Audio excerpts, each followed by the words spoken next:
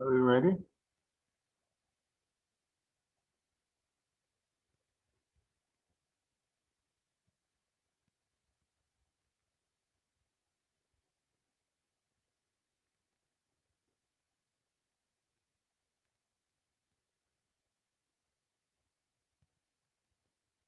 Well, good evening,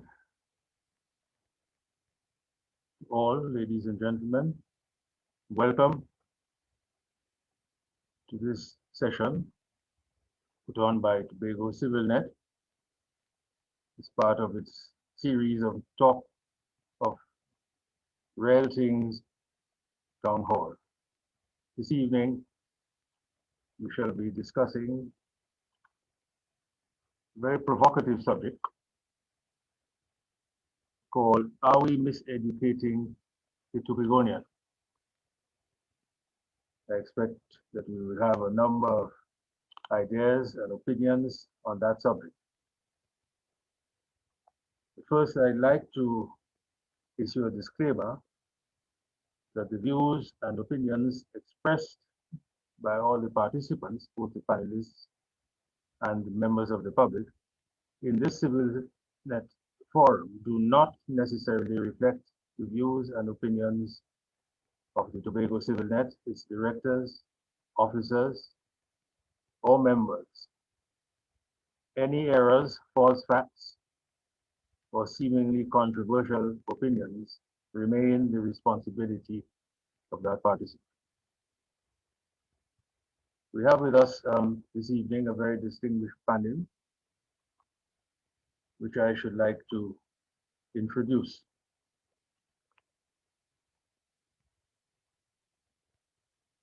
Ms. Janae Campbell has made a mark in the Tobago space at a very young age. She is the president of the Tobago Youth Council and youth assemblyman for the electoral district of Belgarden, Roxborough, Delaford. She is also the reigning Miss Tobago Heritage Personality of 2021.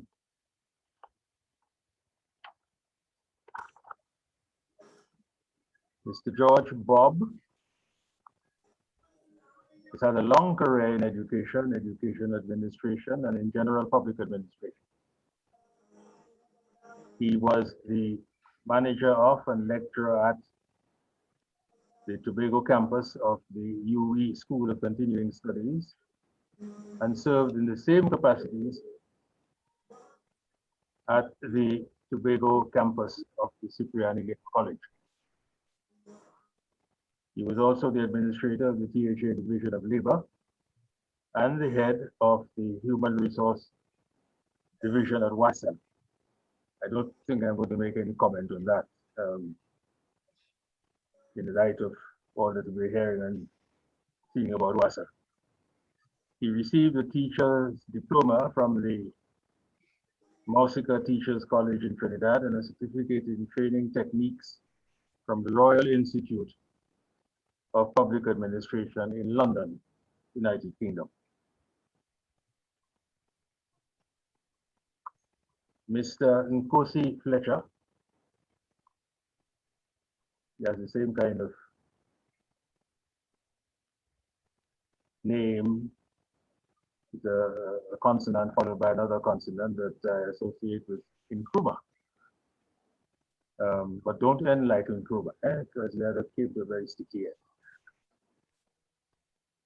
But he is a self-driven, creative, and focused individual who is committed to the highest standards of excellence and to the development of practical solutions to challenges encountered.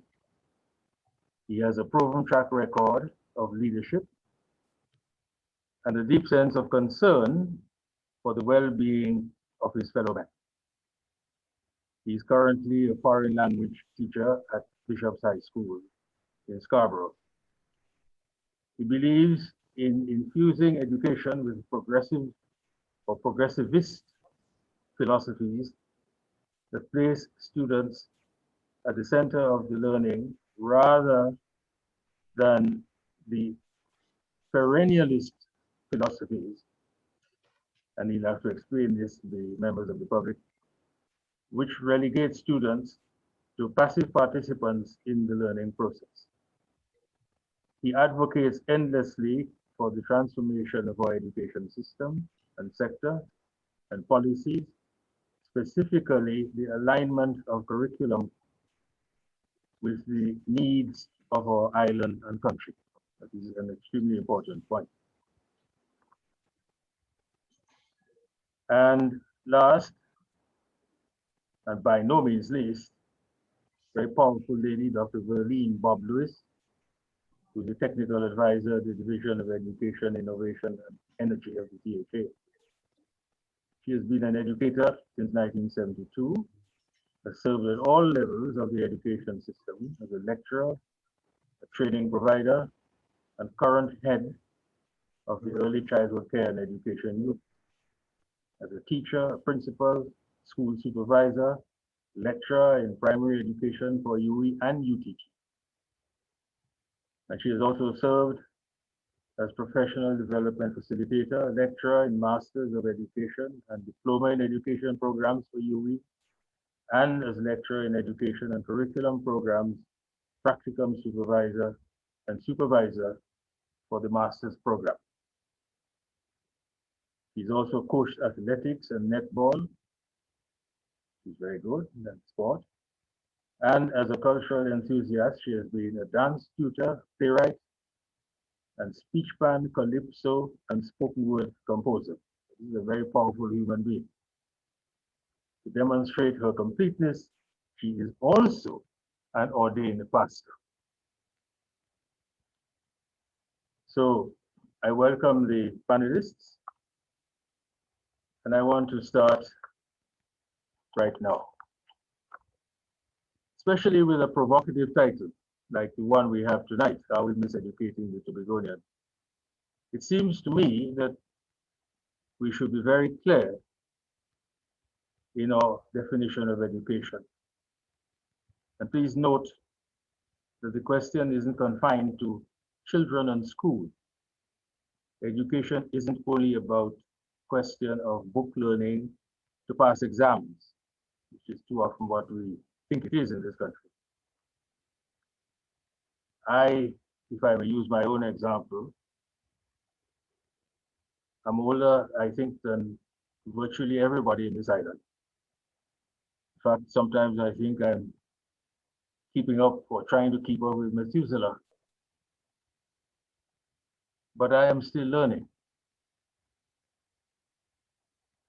But let us start this evening with school education, and specifically the ECCE. Dr. Verlene Bob Lewis is the expert in that area, and she can perhaps tell us about her experiences and observations, and whether she thinks the model used in Tobago is directly relevant to Tobago's progress. Is the ECCE system here educating or miseducating or insufficiently educating or preschoolers? Bearing in mind their impressionable age, are there common standards applicable to all preschools in Tobago, or is it a free-for-all? So perhaps I could ask Dr. Bob Lewis, please, if she would give us her views on this so we can get the ball rolling in this matter of education. Dr. Bob Lewis. Thank you very much, sir. And a pleasant good evening to all our listening members of the public. In terms of early childhood education, we have to remember that it's still not under the education system. It's still outside. And while over the last about 10 years or so, we have seen the government paying attention to early childhood, building schools, etc., it's still not part of the entire education system. So all the persons who work there are on contract until it goes back to Parliament. It will take a constitutional change to broaden the education system to include early childhood. on paper, education is from 6 years and up, though we have 5-year-olds at the primary school. So it's still kind of informal, even though there are some formalities attached to it. In Tobago now, we have 12 early childhood centers that we are responsible for, but there are many other private early childhood centers. And while there are standards document and there are curriculum guides for them to follow, we cannot dictate what happens at the primary level, but at the private level. But in the public schools, there's a lot of scrutiny in terms of what they do. There are curriculum webs that each school must present and curriculum topics. There's your topic web, and then there are your lesson plans. And we have 2 early childhood managers that look at what is happening in those 12 schools, each responsible for 6 schools. So there's a lot of scrutiny. I must say here that during this pandemic, I think is when we saw the best of our early childhood operations, because we had no complaints from parents of the public school. They tried to reach every single child. Now we are looking at education differently, because they have some strands that they must follow, and each school must comply with those strands. And now we are adding elements that are important to Tobago. For example, even during the pandemic, we had them doing agriculture. So they had to videotape what they do, planting the vegetables and sending it to us. We are including environmental issues as part of what they do. And we're trying to make it relevant to what we do here in Tobago. They do culture and the performing arts. Well, we have not yet started the broad TVET areas, but we said we could start some of those areas at the early childhood center. We're trying to create a model at the early childhood level that we could use at other levels as we move from stage to stage, primary, secondary, and even tertiary. So that's what I have to say about early childhood. But we are very satisfied with what is happening at the early childhood level now.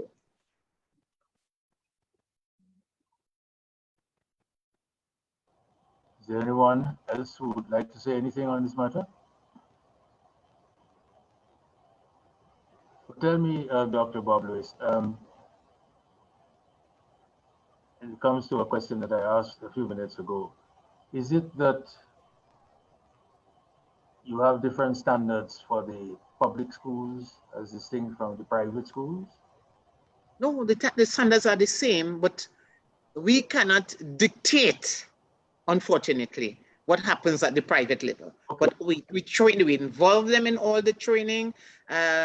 During the August vacation, we had training in online teaching, and we asked all the private schools to come in. All the public schools participated. We had some that did not come from the private system, but we cannot demand that they come. We could ask them, invite them, encourage them, but we can't make any demands on them. When we have training in any area at all, even as we're dealing with the strands that they must do, we encourage them. We really want them to be a part of what we do, because we want to have one system for all, but it's not always the case. You have to remember how early childhood started. It started with some people who were just interested in teaching young learners from 3 to 5 years.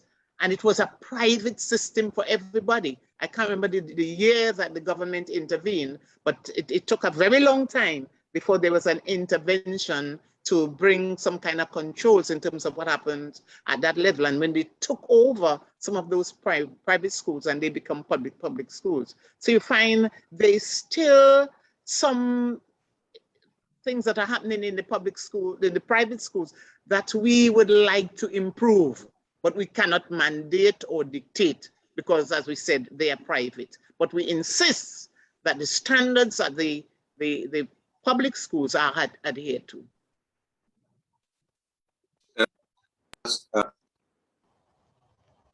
Dr. Bob, good afternoon.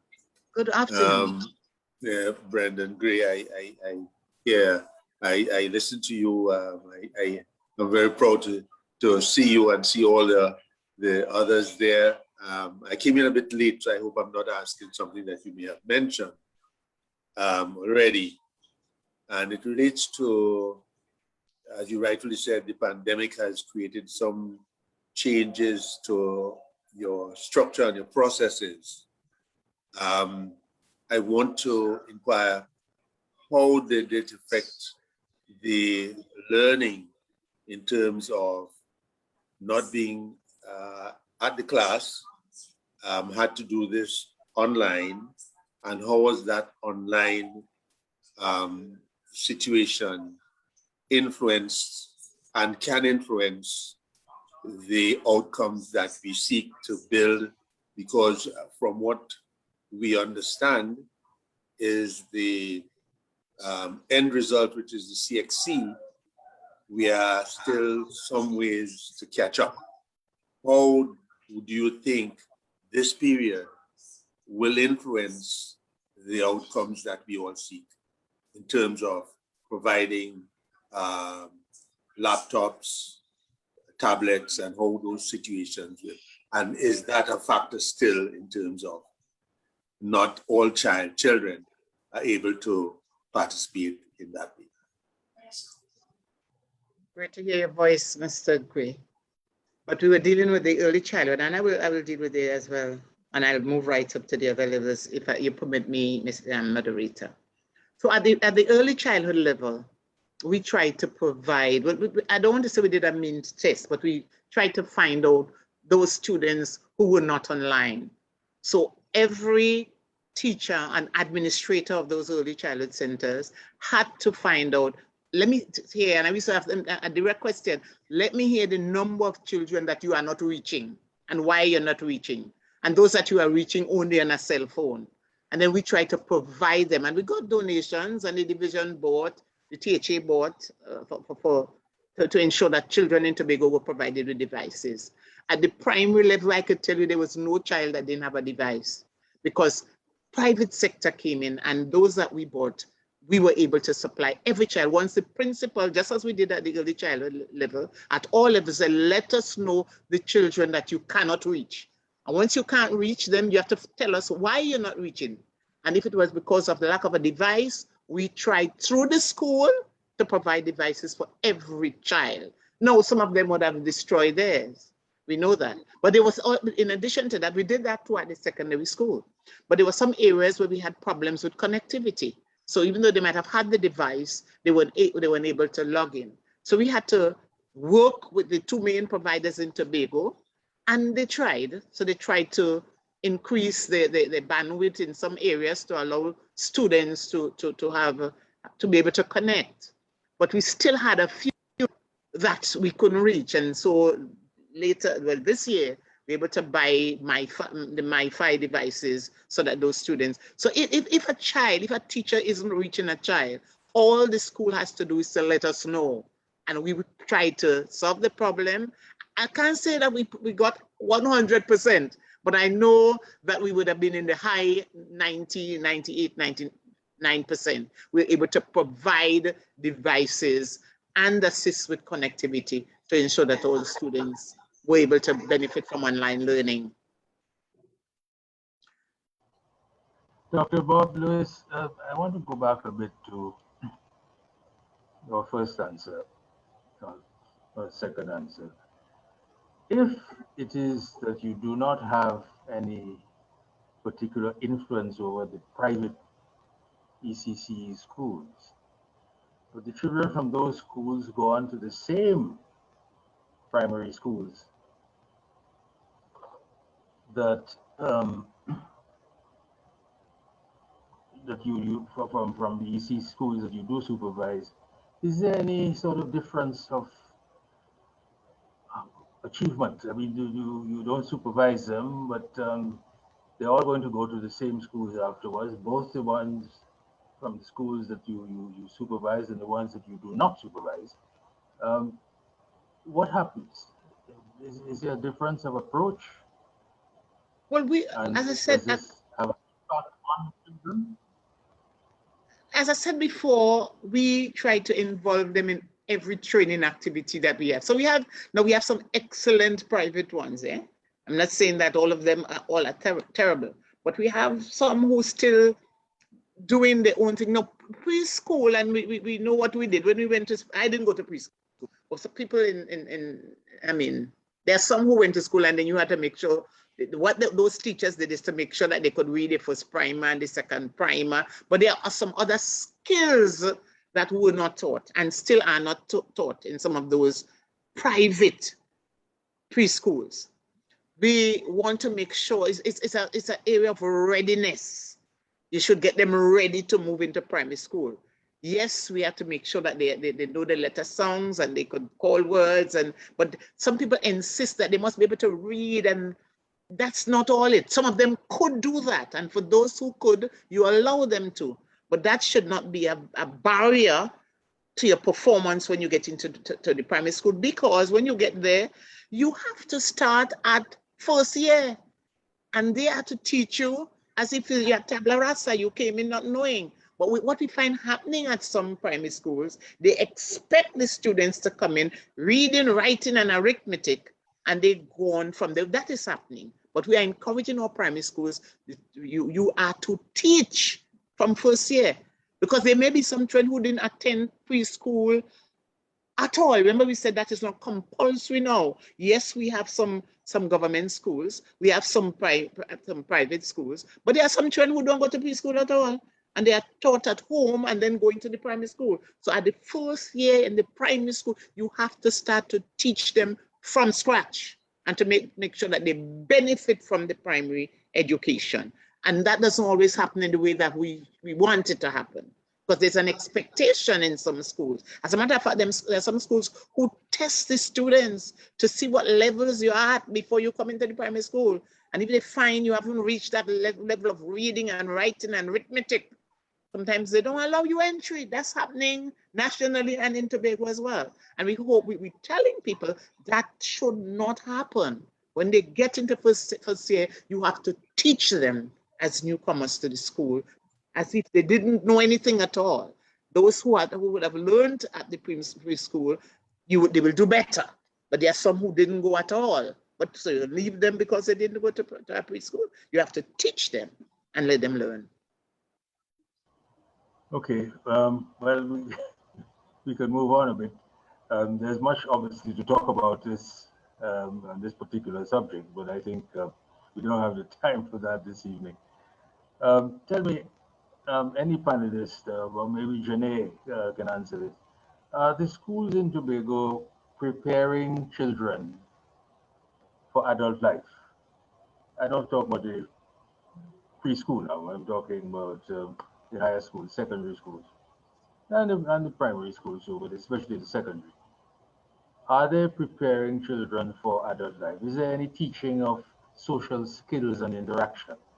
Let's say in Finland, I mean, where you have young people, you give them an issue, a problem to solve, for instance, and they sit together because they have to go out into the field of work, into the area of work when they leave school, and they have to interact with other people, with other adults. Are we teaching our young people how to do that? How to sit and talk, how to think critically? Could I hear from Janae Campbell on that? All right, so pleasant good evening to the other panelists and to Tobago and Trinidad by extension. In my humble opinion, I believe that to some extent you are taught how to prepare for the adulthood, but I still believe that there are some elements that need to have greater focus. For example, in many schools, they place primary focus on, the formal aspects of education. So they ensure that you can compute, they ensure that you are well versed with the English language and all the other subjects that are offered at the CXC level, especially at the secondary school level, but not much emphasis is placed on teaching you life skills. And interestingly, I remember participating in one of our youth assembly debates, and one of the topics was educational reform. And one of the main points that I would have brought across is the need for more emphasis to be placed on teaching our young population life skills. For example, I have never learned to write a resume in school. I remember after finishing fifth form and I applied for the yes program, I had no idea how to write a resume, no idea how to write a cover letter. And it's my mother who had to probably guide me along that path. Now, there may be a child out there that may not have that level of support from their parents. And then the school itself now, I believe, should be held accountable because we place way too much emphasis on the formal aspects of education. Also, I believe things like knowing how to do your taxes should be taught at schools. Come on, courtesy, how to, assert yourself professionally. These are things that I believe need to be taught at school. And yes, there is moral education, but I just think that moral education just focuses on encouraging abstinence more than anything. And in terms of, introducing the students with that all-rounded form of information that will be able to be useful to them in the practical sense, I don't think that is there. And and something that I also advocate for is for every student to know how to do basic household tasks. For example, I think everybody should know how to do minor plumbing repairs at home because a pipe might burst and you might just be studying maths and English, but I think if you're living in a world where you don't know how to do these simple things, I believe that your existence is somewhat questionable. You have to know how to maneuver this life because life is worth way more than how well you could read and how well you could compute. So I believe that the school system is definitely cheating our students in that regard. I think Nkosi Fletcher wanted to say something. Yes, most definitely. As an educator in the system, I can speak to the deficiencies of the system. I interact with the system on a daily basis. I think the emphasis placed on academia is very, very important.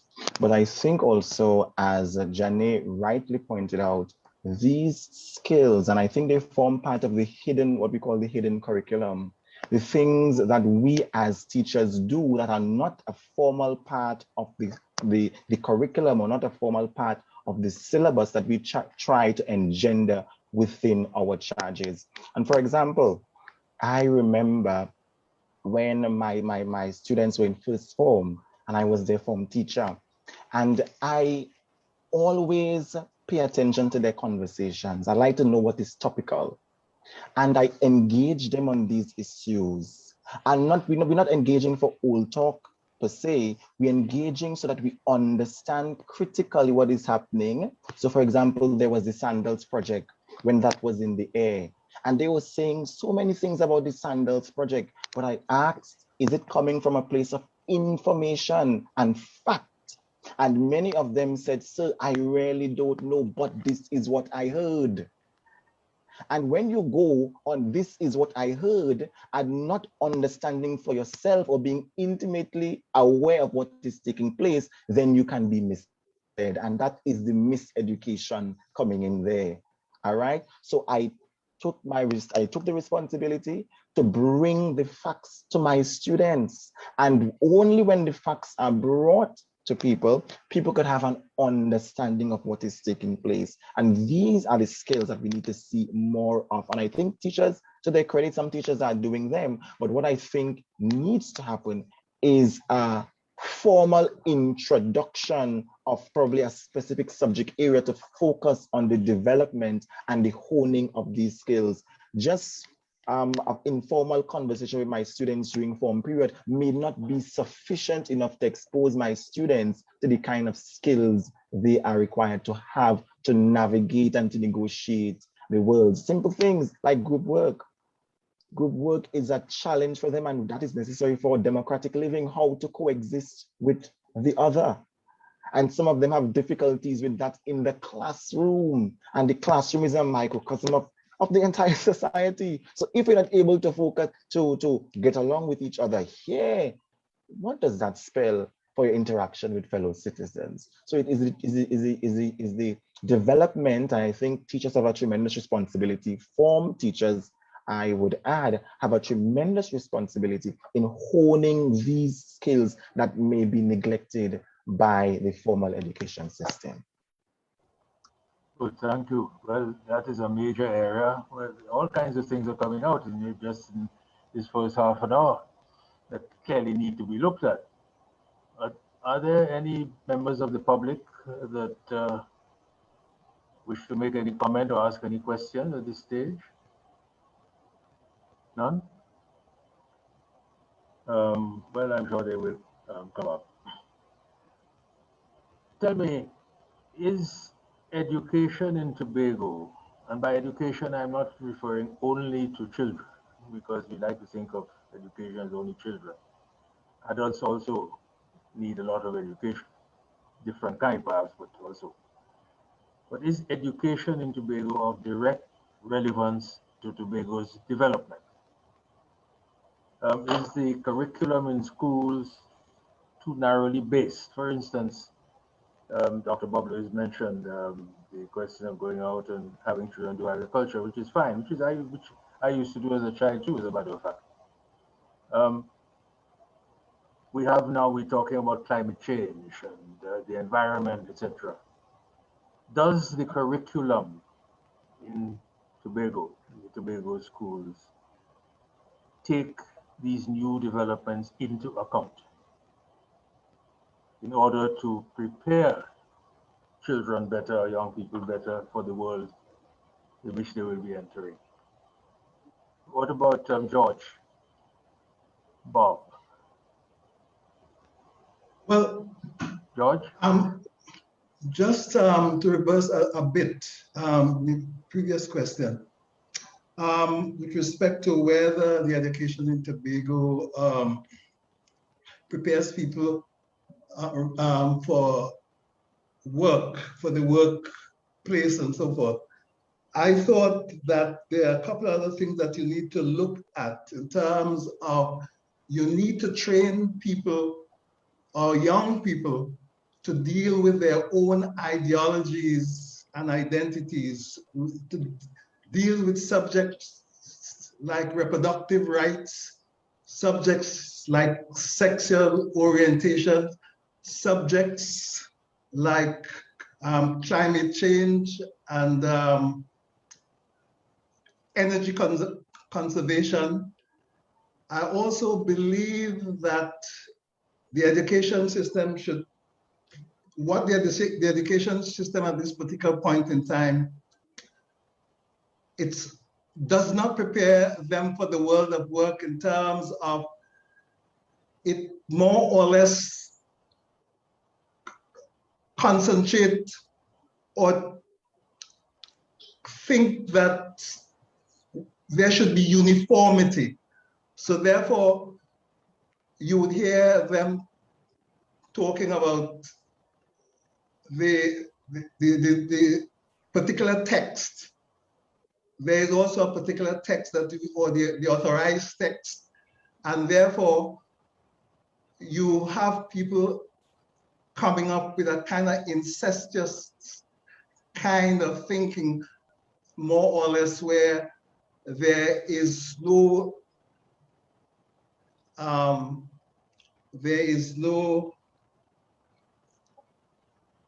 letting in terms of the imagination, the native imagination of the students and so on. In addition to that, our education system seems to have grown up, more or less a grammar system, seems to have grown up independent of other sectors of the economy. There's no convergence at all with the economic profiles or the economic models that are coming up. As such, the students are come out with certificates that are not relevant to the needs of the society, etc. Additionally, you find employers now are looking for students or people coming out of our education institution, not with high certification, but students who are multi-skills. So therefore, the person who is a bookworm and who has been getting the highest marks and so on, employers are not looking for that kind of person in the work situation. They are looking for for people who, if for any reason they are having a party, they are expecting some high people of the of recognition in the society coming to the organization, they could always pull people who are multi-skilled to help the organizations to look good. So therefore, that top bright star is no longer a star in the current circumstance.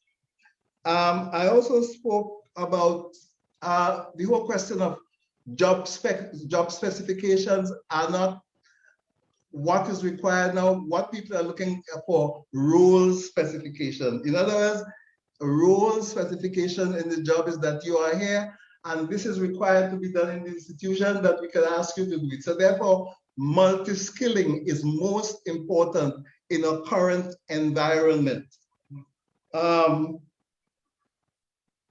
If I may interrupt, George. Yes. Yeah, you're saying.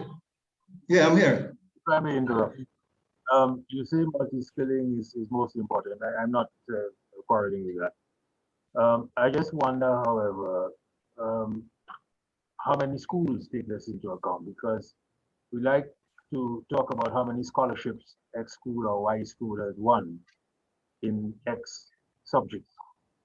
And we have children drilling for hours every day at school, and they have to go home and do a lot of homework. They're not even having the social interaction with other children, say on the sporting field of sports, whether they're playing cricket or netball or whatever it is, that one used to have. And then they win scholarships, and you see in the newspaper, and then you see photographs of people, children standing with the principal saying, look how many scholarships we won, etc., etc. And they go to university and they follow something in that path. And they come out of the university, from what I've been hearing, sort of one-dimensional. They might be very bright in a particular subject, but they do not have this proliferation of skills that you talk about. Yeah. So there seems to me a contradiction there between what is happening at the school level and the reputation of the school, whichever it is, wants to have, how many scholarships it has won, and what is actually happening in the field of work. You see that, or do you think that all is well from that point of view? Well, I want to refer to something like Lloyd Best said some time ago about our current educational system.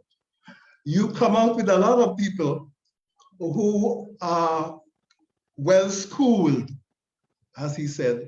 They are well-schooled, but half-educated. And as such, they are unable to contribute much to the society. It's because we have this elitist, remember we had the grammar school kind of situation, the grammar school form of situation, where we are preparing people for the colonial civil service. And as such, these people, because they are working with the government, it was an elitist group that have come out of this system. What Bess has actually been saying, these people don't really, and they cannot contribute in that kind of framework. But the people who really contribute are the dropouts. The people who make, create, and innovate are the dropouts. People like in the steel bands and the calypsos and the poets and all these other things, etc. Because the system in which these people have come up in no way relates to the needs of the society. So what you find in our situation with the grammar schools kind of education is that people have become irrelevant to what the society needs. The society at this particular point in time needs people who can make, create, and innovate.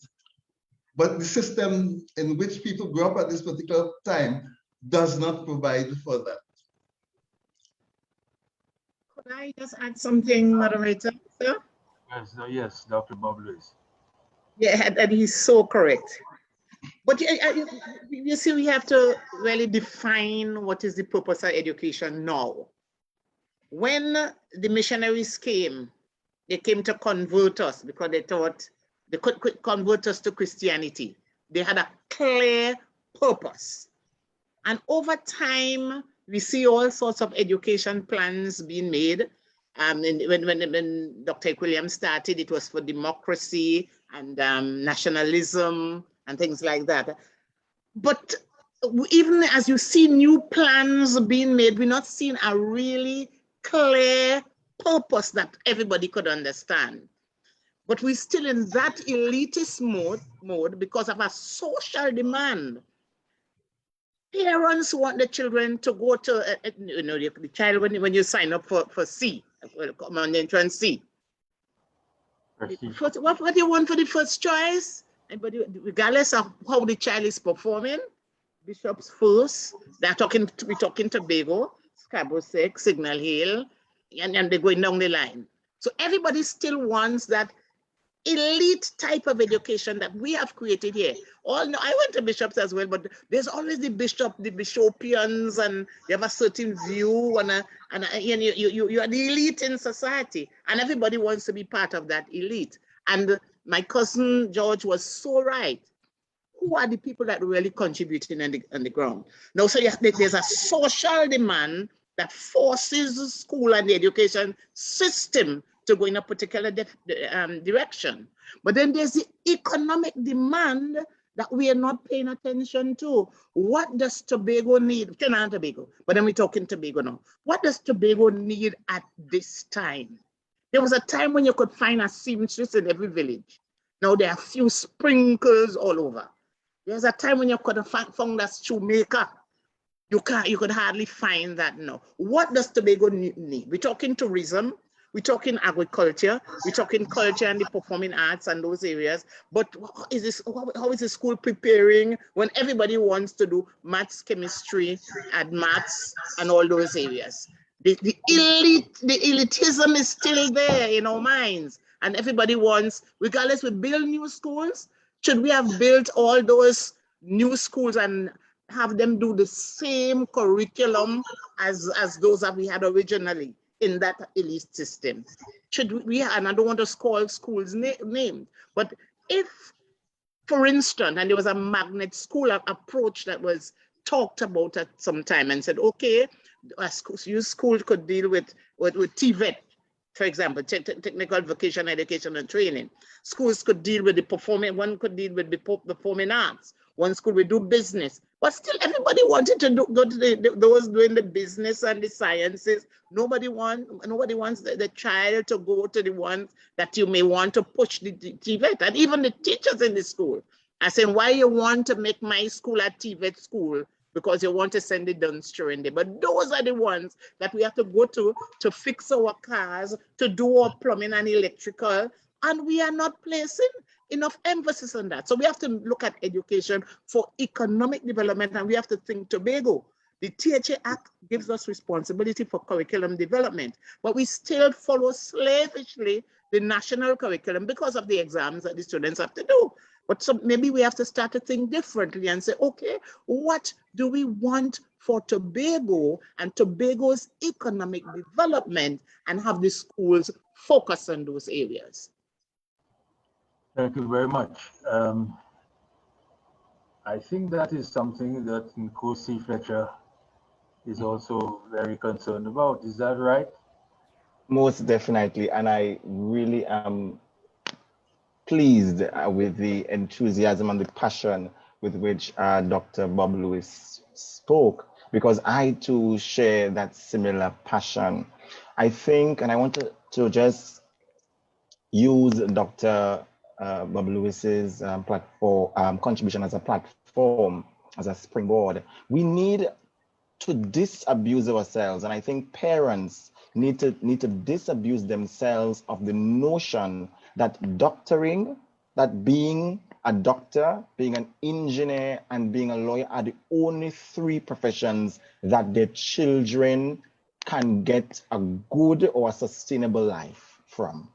We need to disabuse ourselves of that notion, because there are other areas of expertise that can contribute not only to your economic development, but to the economic development of Tobago. So parents need to have a change in mindset. I also, from Dr. Bob Lewis's contribution, heard the need or an advocating for a development needs list. And I remember a list like that was introduced not too long ago for the national in scope. So there was a Trinidad and Tobago human development list that they awarded scholarships to persons pursuing different areas of endeavor. I remember when I was perusing the document, I said I would do my master's in this because this aligns to the needs of the nation. But who is sitting with our children now and saying, look to that list, go in that direction, because this is what your nation is calling upon. These are the skills that your nation needs in this time. And even more than that, have we developed as Tobagonians a human development need list for us here in Tobago? And as a schedule under the different sectors, on the tourism, on the entrepreneurship, on the agribusiness, where our students can see these are the professions. These are the professions that I can go into. I can have financial assistance to go into them, scholarships, whatsoever it might be, and I can channel myself from secondary school. And it requires a change of mindset from teachers. It requires a change of mindset from parents and from our education officials also, because they also can be proponents of that elitism that Dr. Bob Lewis spoke about. So it talks about a mind shift, a paradigm shift in the way we think. Because if we don't do that, then we'll continuously repeat this cycle. And we need to get to a place in Tobago where we are able to move forward. We are able to align our curriculum. And as Dr. Bob Lewis said, we are in charge of curriculum, and it hurts me as a teacher that I cannot teach when I have in the Act, the THA Act, provision for curriculum development. Where is the curriculum guide that is suited for Tobago's needs? And these are the kinds of questions we need to ask, and the questions we need answered from those in authority, because it is only when we have answered that question and provided that list and channel our students in that direction that we can see some movement on the island. Well, it seems to me already that this program is not over, that we have a problem in Tobago, a serious problem, because we appear, from what I've been hearing, we appear not to be taking into account what is important for the development of the island, whether as an island or part of Trinidad and Tobago. And that is a serious matter. If you talk about development, for instance, and you're not training people for development, the next thing that will be asked is, well, what is the policy for development? What do we mean by development? And I'm not going to go into that now, but I'm simply raising this as an issue. Janae, do you have any views on this? Remind me on what exactly.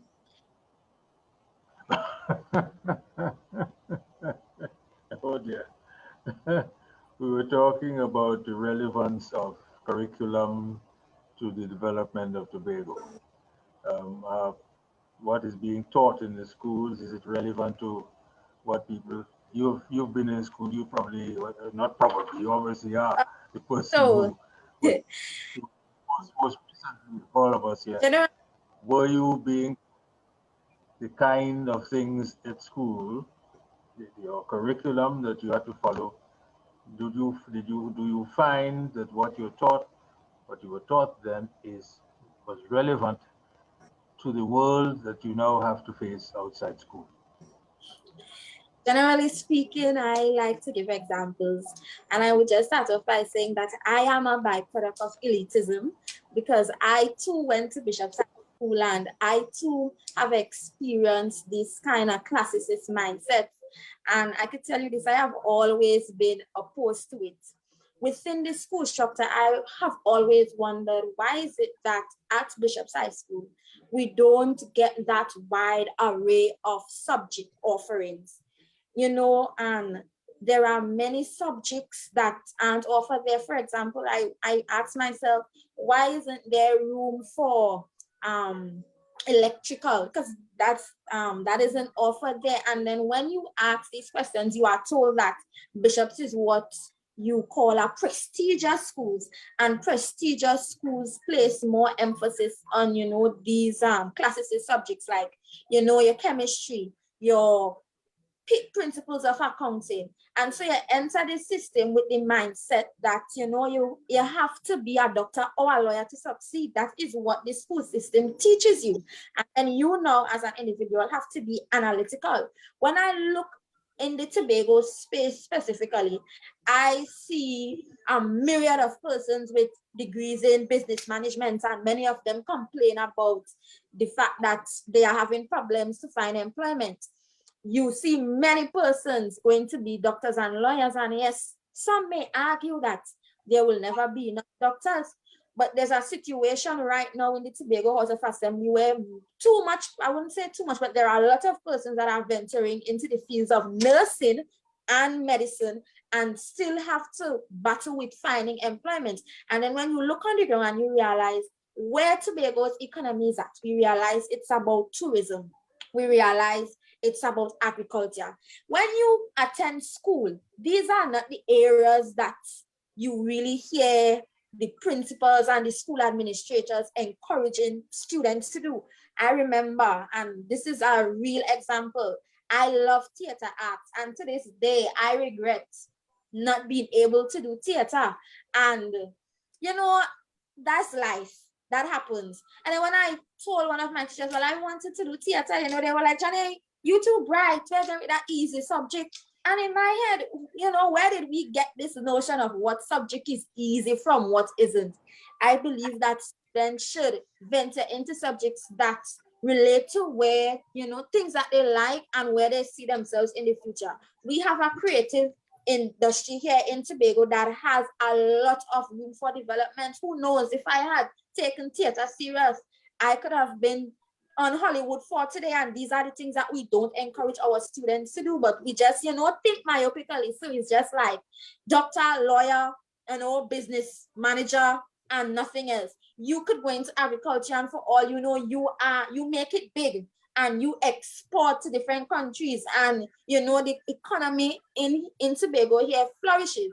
And so I really believe that our school system needs to do a lot more into, you know, diversifying what is accepted. And that is something that I see prevalent not only within the school system, but us as a society by large. We look down on many of these other fields, but we as a society need to dig deep and realize where this world is going and where more specifically Tobago is heading and needs to be.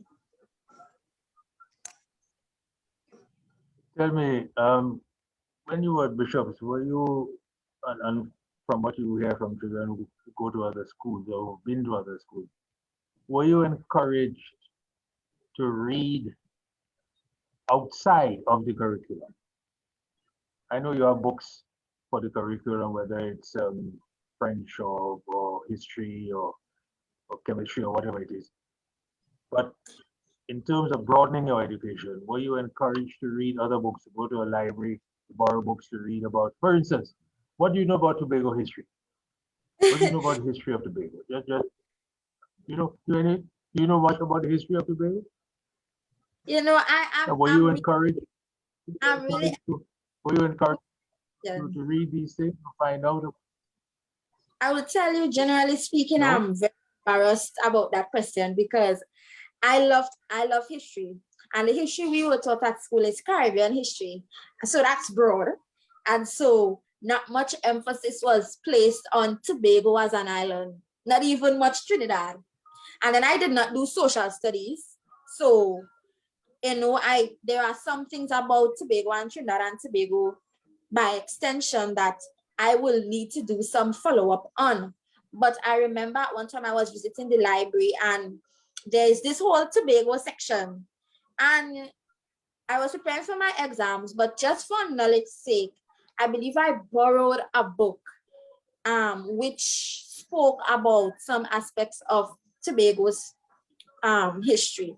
So I would tell you I'm very embarrassed about that, but I think in most instances, the reason why most students don't really venture out is because you are preparing for exam. So we prepare for CSEC exams at the 5th form level, and there is a curriculum, and you are advised to, pay attention to what is in your curriculum and ensure that you get that down pat, and then you can study other things, right?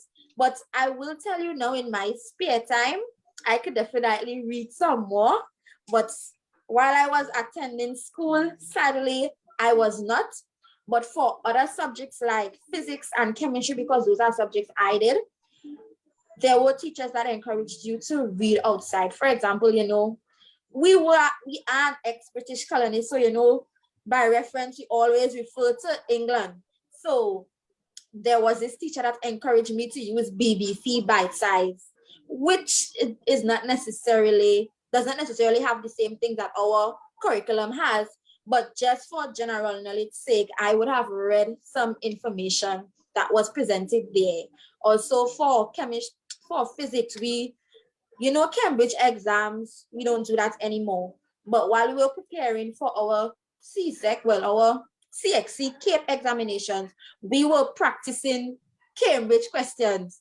So, and then you were able to get an idea of what their economy was like, because the questions that were asked were tailored to suit their economy. And I think that is something that we need to push here in Trinidad and Tobago, and more specifically Tobago. But I was listening to the discourse before, and persons were saying we need our own curriculum. But then the question is, if we're talking about shifting our curriculum, we should also open up doors for creating our own unique model of an exam here. If we're going to speak about reforming our curriculum, we need an exam that is tailored for our development and is relevant to what is taking place here in Tobago, more specifically, because I learn about a lot of things in chemistry and physics that I probably won't ever need to know. And that's just the reality of the situation. Well, it seems that Tobago has a lot of work to do in this area of education. And I hope that the administration that comes into office on the 6th of December, whichever it is, will make some kind of effort to concentrate and focus on that. But we have a few questions from the audience, I'm told. Can we hear what they are?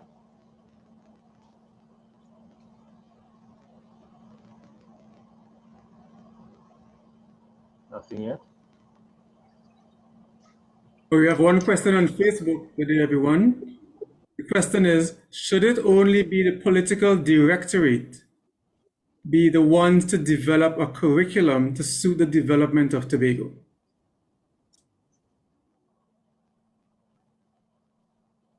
Well, my answer, well, I'm the moderator, I'm not supposed to answer.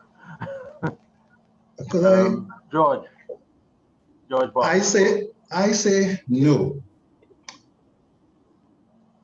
Community responsibility, community ownership, and community involvement, as far as I'm concerned, is a success factor. The community, if you have a community the community should determine, let me put it in another way. The community should determine what the development of that community should be. Development politically, economically, and otherwise.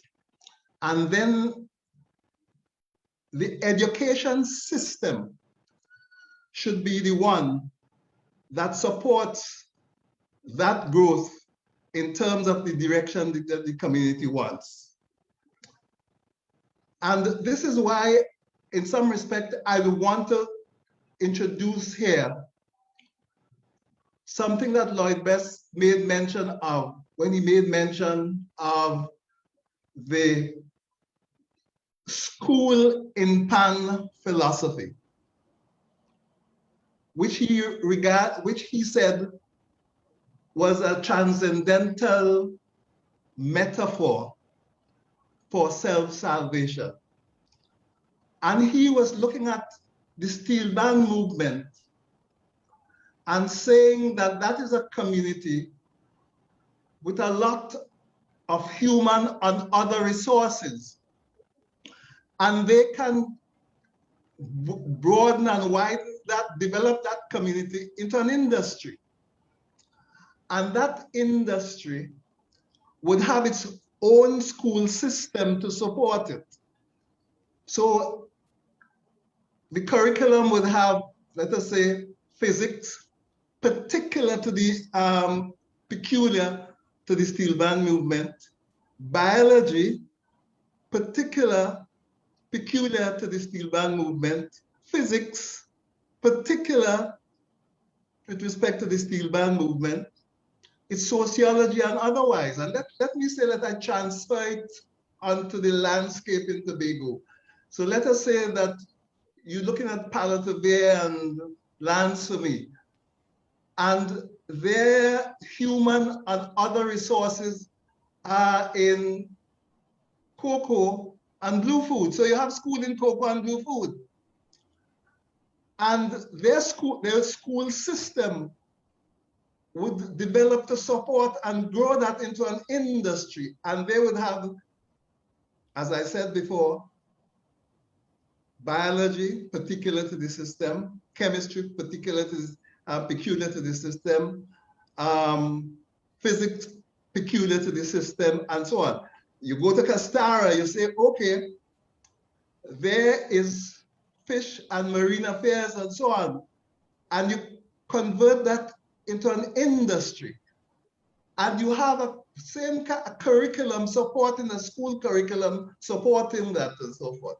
So I'm saying that we need to, as far as I'm concerned, the present system cannot reform to meet Tobago needs. You cannot build a concrete and steel attic upon a termite-ridden plantation house. You just have to break it down. There's something that you have, if you can save it, the only way you can save it is to destroy it. And I think basically the current education system wouldn't work, it cannot be reformed, and possibly we need to have a new transformational system.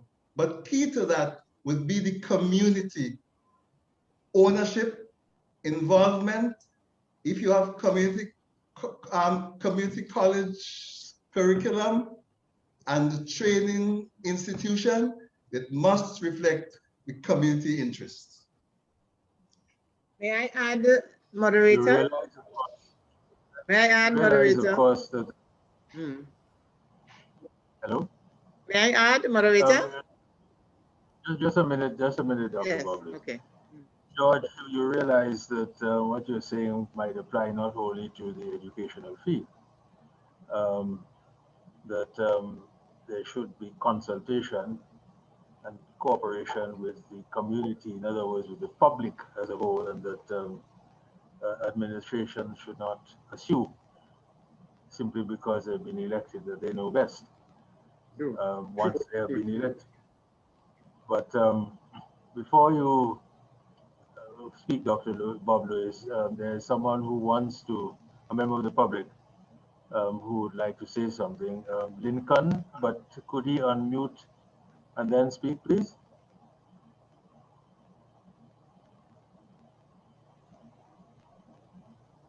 Hello?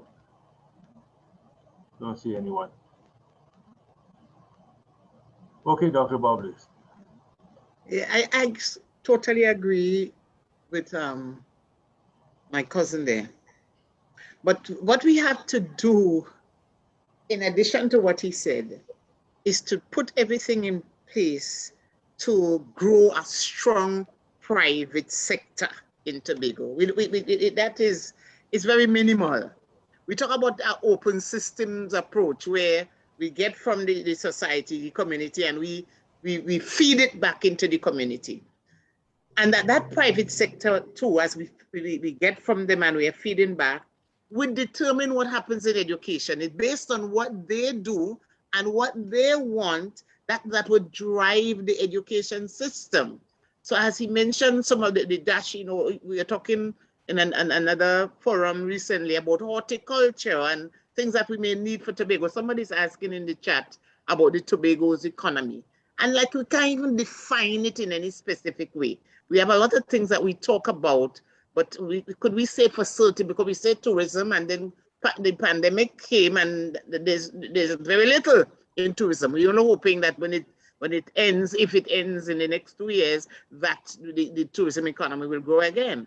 But have we really determined or decided or discussed or put something there for people to say, well, this is what drives the economy of Tobago? And it's something that we've been just dancing around for years, and then we wait on the budget and we get some allocation, and then we employ the majority of the people, and we don't spend any time we talk about entrepreneurship and we talk about it all the time. But I don't think enough effort is made to grow a strong private sector that will take up some of those same people that we push through this elitist system. Some fail, some come out, as Janae said, and Janae, a beautiful girl too. They come out and they expect to be hired by the THA. Everybody wants a job in the THA. So we have to we have to get out of that.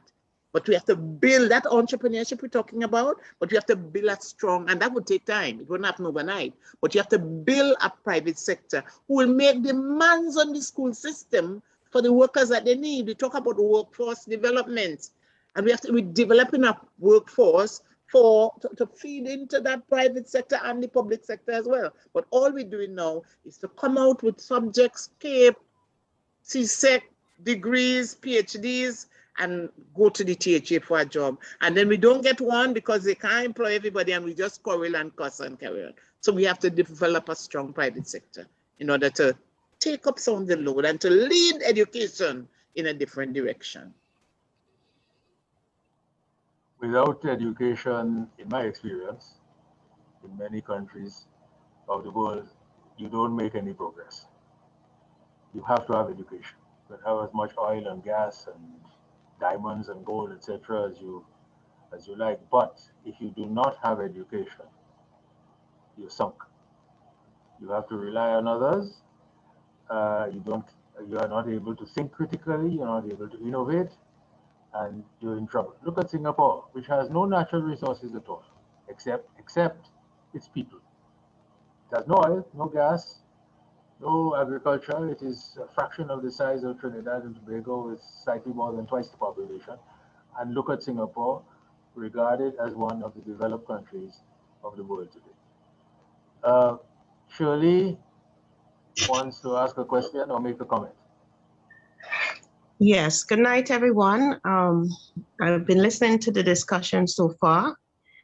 Excellent point, but I want to just make a comment and then ask the panelists if they know the answer to that. Now, as a returning national since 2002, I have been hearing all of the complaints about the education system in Tobago.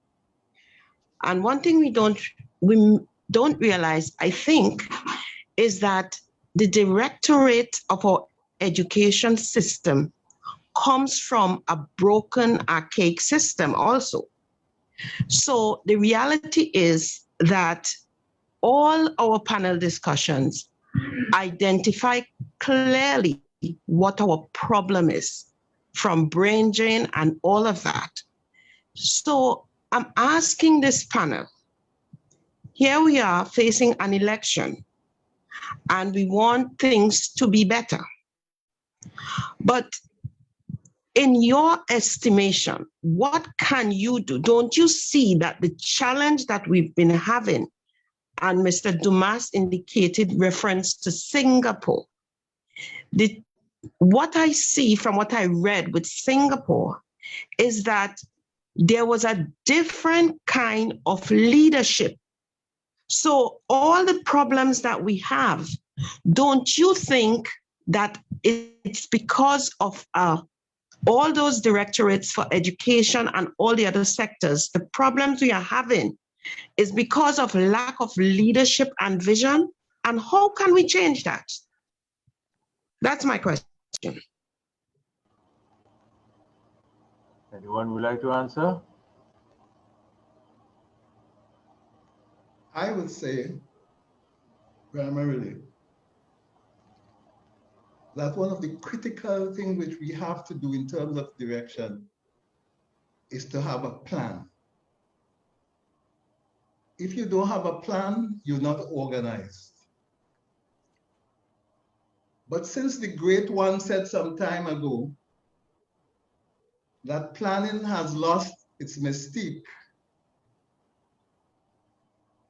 we all have put planning aside. So therefore we have moved into a situation where we have an extempo society where improvisation is our only mode, where we feel that if we plan something, it wouldn't work. And as a result, everything is helter-skelter. Our sense of impotence is such, as I was saying, that we think that if you plan something, it wouldn't work. Our sense of being somewhere isn't there. When we, in many cases, we make our decisions on a kind of lotto logic, based on lotto logic, basically. Because you don't plan anything and you don't look ahead and so on. So the lotto logic is, you're making a decision is on what you dreamed last night. We have to recognize that this isn't working for us. It is not working for us. The culture has to escape itself. The culture has to turn on itself. So therefore, well, I always remember that Martin Luther King said something,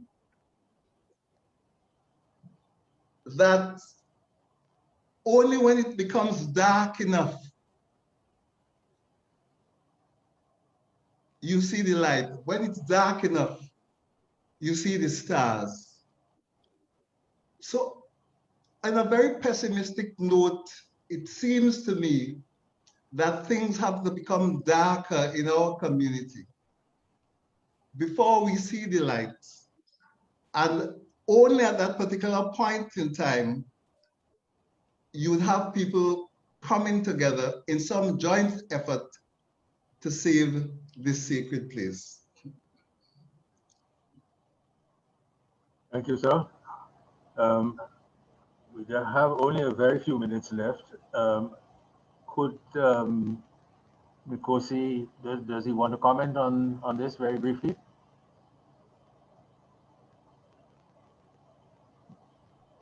Mikosi Fletcher, is he there? Yes. Not a problem.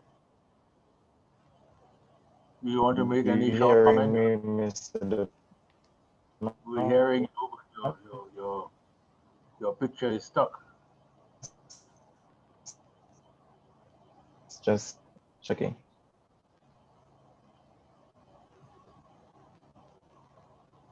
Yes, could you all hear me? We can hear you. All right. Okay, wonderful. Yes. All right. So yes, Ms. Cook asks, do we lack leadership and vision? Now, matters of education and matters of curriculum are very weighty matters, and it requires a level of political will that at this time would be unprecedented and unparalleled. To move us forward, we need a kind of leadership that first understands the problem, identifies the problem, and can move us forward. I am not sure that people see education as the tool by which the change can be achieved. And if they don't see education as the change by which this can be achieved, then emphasis will never be placed on reforming the education system, will never be placed on it. So it is incumbent on our leaders to understand that education is the mechanism by which we can have this societal change. And they have to understand also that if we set about a course, we agree that this is the course that we are going to take.